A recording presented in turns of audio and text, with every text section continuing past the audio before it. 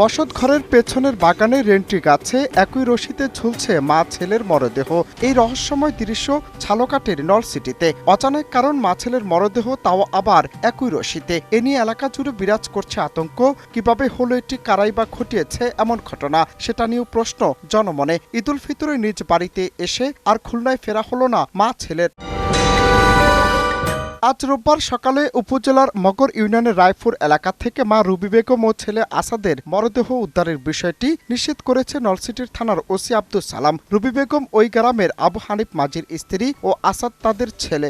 এ ঘটনায় পুলিশ বলছে, খবর পেয়ে পুলিশ ঘটনাস্থলে এসে ঘরের পেছনের একটি রেন্ট্রি গাছে একই রশিতে মা ও ছেলের মরদেহ ঝুলতে দেখে তাদের উদ্ধার করেছে।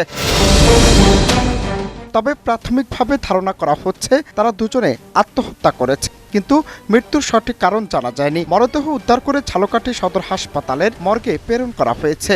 এ ঘটনায় অপমৃত্যু মামলার কথাও জানিয়েছে পুলিশ।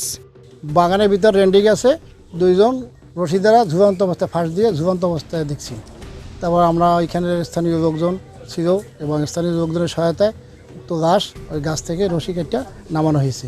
নামানোর পরে আমরা সুরতহাল করছি, দুইজনের লাশ সুরতহাল করা হয়েছে এবং ময়নাতদন্তের জন্য ঝালকাঠি সিভিল সার্জন পোস্টমর্টম করার জন্য সিভিল সার্জন ঝালকাঠি বরাবর লাশ প্রেরণ করা হইবে এবং এই বিষয়ে আমরা পরবর্তীতে তদন্ত সাপেক্ষে আইনগত ব্যবস্থা গ্রহণ করা হইবে। আপনার কাছে কি মনে হয় এই মানে সম্পর্ক প্রাথমিকভাবে আমাদের তদন্তে যে তারা গলায় ফাঁস দিয়েছে, এইভাবেই আমাদের প্রতিমান হয়।